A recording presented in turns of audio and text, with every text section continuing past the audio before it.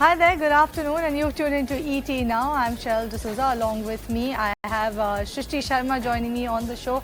A very good afternoon to you, Shrishti, as well. And looking at the way how the markets are actually panning out at this point in time, looks like 20,000 dur nahi hai abhi, isn't it? Well, given yes, the fact we are 40 points, approximately 40 odd points away from the record high levels when it comes to Nifty. Remember, last time Nifty hit the record high levels of 19,991.85 on July 20th, and we are just inches away from kissing distance from those levels. If you look at broader markets, are at the record high levels as well, and Sensex also inching higher in trade. But let's talk about the IPO market, which is a buzz, and right now we have Mr. Ashish Jakhanwala, who is the chairman and managing director as well as the CEO at Samhi Hotels, joining us on the show. A very good afternoon to you, sir. Thank you so much for joining us on ET. Now, firstly, let's talk about your company. If you could explain to us what's the business model of your company, and also what are the areas that you actually are involved in.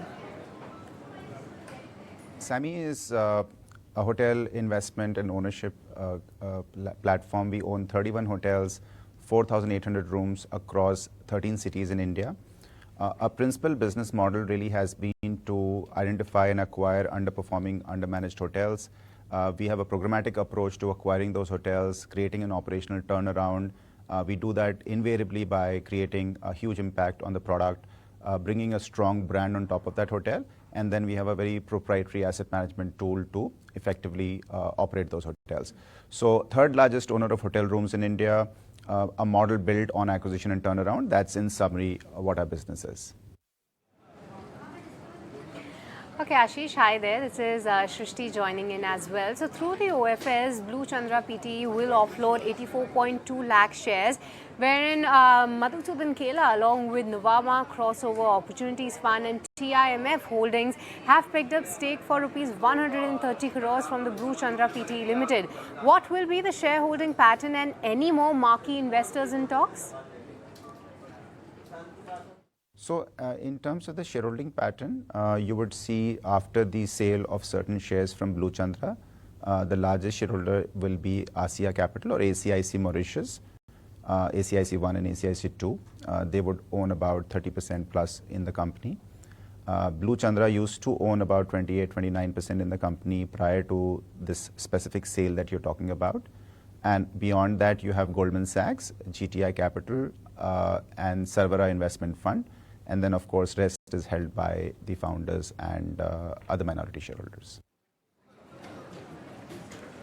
Right, let's talk about from the fresh issue about 1,200 crore rupees. How much debt will be paid off? Also, if you could tell us what's the current debt position and how will it all change with this sort of an IPO?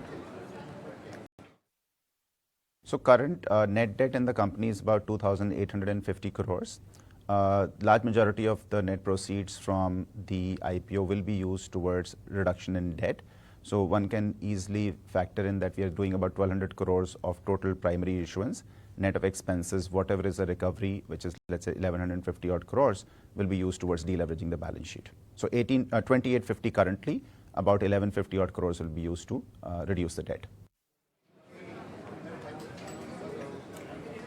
So Ashish, so the post the repayment of the debt, where do you plan to allocate the funds, and what are the areas of investment that you will be looking at? So we already have a reasonable cash balance available with the company. And as you know, the construct of the IPO requires you to have a specific use and then a GCP. But we expect a reasonable part of the GCP also to be discretionary used by the management for reduction in debt. So that's why I said total 1,200 crores, which includes the GCP portion, and a net of the expenses, a large majority of those funds will be used for reduction in debt. All right, let's talk about your financials and your profitability, because if you look at the past numbers, there's you can see some sort of a volatility when it comes to the way how you have performed in the years gone by. If you could tell us, when will the margins as well as profitability for your company stabilize? When will you turn profitable? Also, what are the steps that you're ensuring for a very strong and a healthy balance sheet? So if you look at the last 3 years, absolutely there's a lot of volatility, but FY21, FY22, were heavily impacted by COVID-19, and therefore you would see a huge variation in the performance of the portfolio and of course in the profit and loss statement. In FY23, the total EBITDA of the company was about 311 odd crores. A large majority of the losses below the EBITDA were on account of high debt and high cost of debt. As I mentioned earlier, majority of the proceeds from the IPO are going towards reduction in debt. That consequentially will also lead to reduction in the debt because we're paying some high cost debt. So as we take that step of deleveraging the balance sheet and bring down the cost of financing, I think we're setting the company on a path towards profitability. As you know, I'll not be in a position to give you any specific guidance for future, but I can for sure say that if you look at 311 crores of EBITDA delivered by the company in FY23 and the extent of deleveraging we are achieving through the IPO proceeds, the company should be well set for a future profitable path. And Ashish, lastly, if you can tell us about your expansion plans. What we understand that you already have 2 projects in development. That is, one is in Kolkata and the other one is Navi Mumbai. So any plans of adding more to the existing projects? What will be your expansion plans going ahead, and any acquisitions plans that could be in the pipeline? So today we have a total operating portfolio of about 4,800 rooms across 31 hotels. What you would see happen over the next few quarters is about 920 rooms of that 4,800 rooms will undergo a renovation and rebranding. And as I mentioned earlier, our principal business model is acquiring underperforming, undermanaged hotels, take them through an operational turnaround.